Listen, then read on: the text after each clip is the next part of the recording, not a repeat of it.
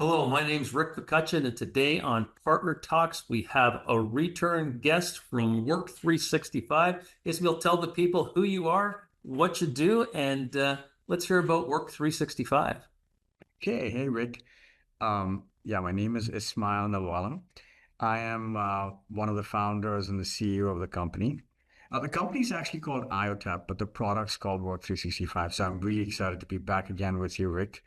Um, what I do, of course, is a little bit of everything.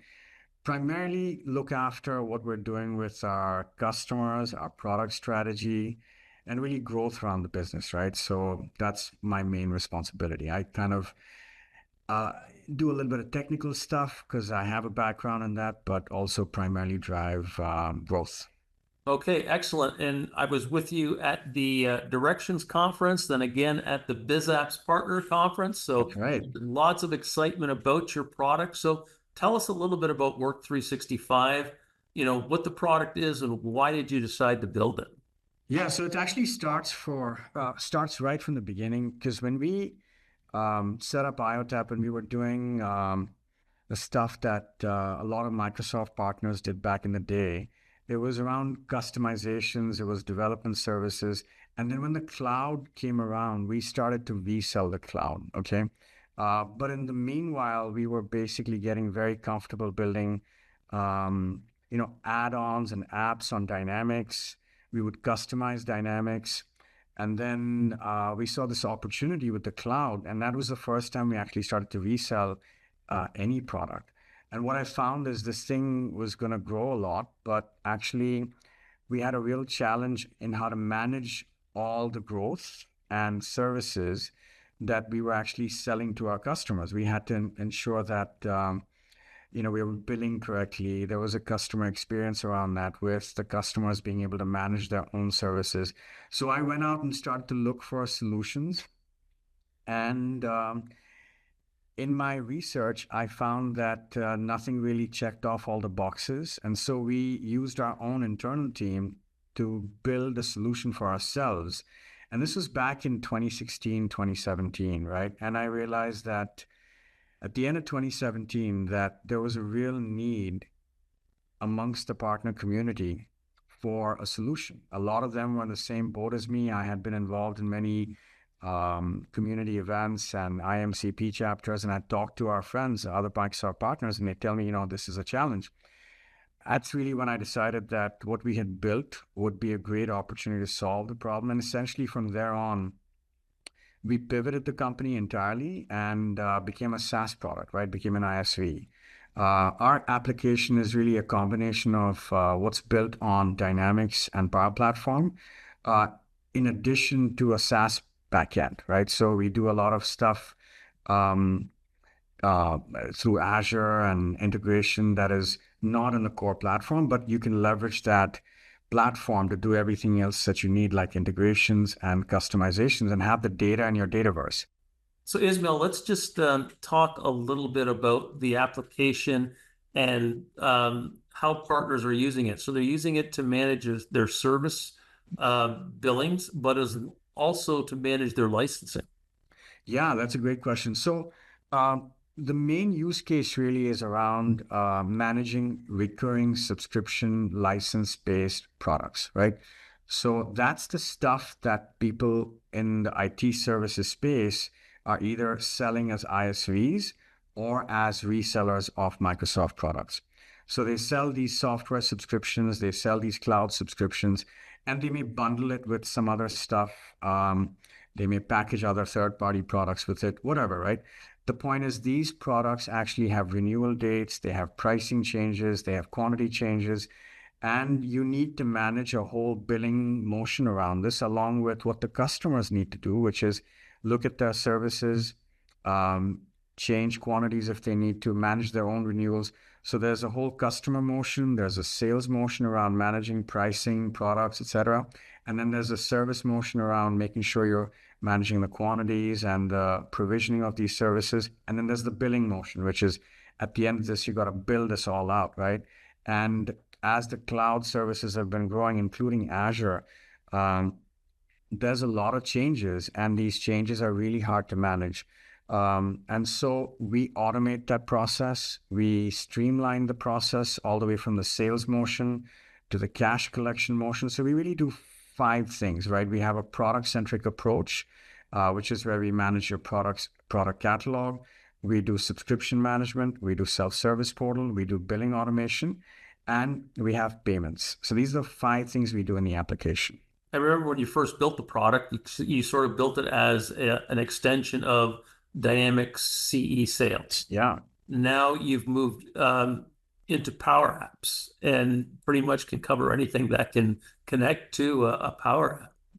Yeah, no, that's a great. I'm glad you called that out and remember that too. We built the application really to support that motion, right? So you would be embedded in the Dynamics sales app. And then later on, Power Platform became really very important. And we now have two versions of our application. One is a Dynamics version, which is what we call, which is integrated into the sales app. And then we have an independent Power Platform app, which is what we're calling the Power version of the app. So that obviously doesn't have any first-party application dependencies, but it's also really great for people that do use the Dynamics apps because it coexists. So it's kind of the best of both worlds, right?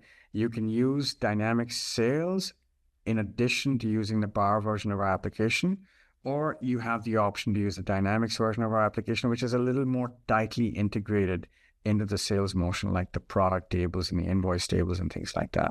Okay, yeah. Great. So one of the other things that I think is very impressive is your connection to third-party applications, some of the distributors and to Microsoft. Let's talk a little bit about that. Yeah, so that was really important. And in fact, a lot of our customers kind of see us as the integration product. Like, I mean, they think if the integration doesn't exist, it's almost like they can't do anything. It's not good for them anymore. Yeah, so we launched the application with very strong integration into what is still being used as Partner Center, right? That was the direct motion where a lot of direct CSPs could integrate and bring all their subscriptions into the application. And then over time, we expanded that integration into many other distributors. We have integrations into accounting systems, into payment systems as well. But we knew that, it is a very data-centric application because you're bringing all these subscriptions, quantities, changes. And so the Power Platform or Dynamics, whatever you want to call it, was a great place to bring all that data. And we had to have really strong integration. So I would say that is kind of the core thing. And we've expanded from there quite a bit into distributors, and also now with APIs, you can bring any provisioning capability into the application. Yeah. So you've told me it in person, but maybe you can talk a little about some of the ROI that some of the partners have received by managing their licenses. That's awesome. I love talking about this, right? Because in the beginning, when you talk to someone, they're like, well, we're running the business. Of course you're running the business, right? But then when we start to unpack what's happening and the different functions that actually come into play, it's very easy for anyone who understands this to see that there's a lot of revenue leakage. There's a lot of manual processes. There's a lot of left hand, right hand not talking to each other. And there's a lot of customer frustrations as well that people are just living with, right? We have the ability to bring it all into one platform where you have your sellers, your technical folks, your finance people, your billing people, your operations folks, all looking at the data from one lens, right? And it basically creates a lot of efficiency. So generally, without a system, we see something like, 3% revenue leakage. So, I mean, usually we get customers that can pay for the application within a few months of using it. They generally always find revenue leakage. They find billing errors. And ultimately, having efficiencies drives tremendous ROI, right? That's really why we exist, actually. And being a CRM MVP over my career, I've worked with a few software companies, and we always had that problem when we looked at their system for managing licensing. Right? It was never world class like it needs to be, and I think an application like Work 365 is very much needed. in the space. Yeah, and in fact, sales is certainly very important, right? Everybody wants to drive sales, drive revenue, manage the customer acquisition, grow as fast as you can, but you've got to like make sure the other part of the business can support that, This is right? the money you already have. This is the money you've made, you've sold, you have. Let's make sure you keep it, right? Let's not Yes, have exactly. leaky holes in the bucket, right? And frustrations that happen with teams. One of the things we say is, we like to create a culture of efficiency in companies we work with. We like to create value there. And so what that means is, people aren't doing mundane, repetitive, boring tasks anymore, right? We take that out of the picture. If you have to send an invoice, let a system do it for you. If you have to make a change to a certain quantity, let the system do it for you.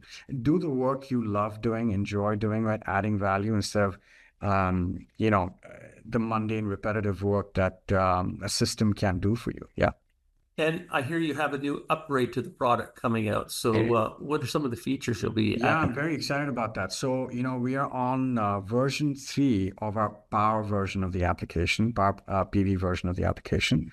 And this version actually is very exciting because um, we've done a few things. We've done a lot of user experience enhancements. So one of the challenges we have with Power Platform is it's very data centric. We all know that the application can be a little rigid sometimes. We've made some upgrades to that. The user experience is a lot better.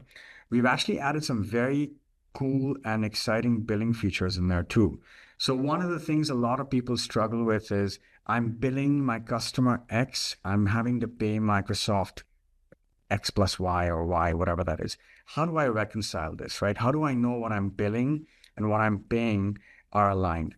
And this is actually one of the features we're bringing into the application, which is to help finance teams actually reconcile their billing. We get a lot of finance folks that are like, well, I need to make sure it all ties up. And so this is going to be great for them.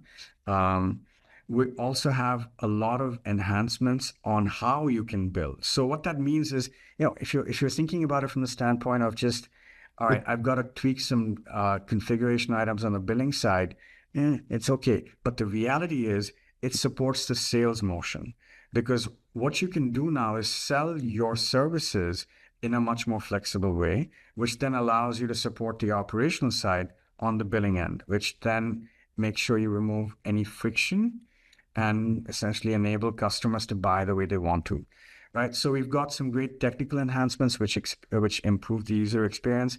We've got some great billing enhancements as well, and we've got some capabilities around billing for other services and integrations that are, I think, going to make the product very exciting for a lot of our new users that come on board. Yeah. Okay, well, it's great getting caught up on Work 365, and I look forward to the next version. And I think this is the type of application that, partners need to take better care of themselves. They're always taking care of their customers and building systems, and I think this next wave of partners is really going to look at products like Work 365 and say, you know what, it's about time I invested in my billing system because it's only going to pay for itself. I'll add one more thing before we wrap up. We were both at BizApp Summit, and we heard some of the leadership from Microsoft talk about a term called technical intensity, right? They use this term a lot in Fit. I think it came from Satya Nadella, right? And what he's saying is technical adoption along with technical capabilities creates technical intensity. And so technical adoption is being customer zero, right? Using your own stuff. And then technical capabilities means building up skills and IP, etc. And the reason we're built on Power Platform is, as we all know, that's really what you can sell. You're using it, you're customer zero, you build capabilities, and we're very excited because some of our partners are doing things around AI, leveraging the platform with agents, because all their data is in the Power Platform, and now they're able to basically drink their own champagne, right? That this is the stuff they're using internally to drive conversations with customers. So it's the platform story. It ties nicely with the AI story, and of course, it solves a real business problem for them as well. Perfect. So thanks for your time, and I'm sure we'll be back in the near future to talk more about Work 365 and how you're helping partners. All right. Thank you, Rick. Bye. Okay, bye for now.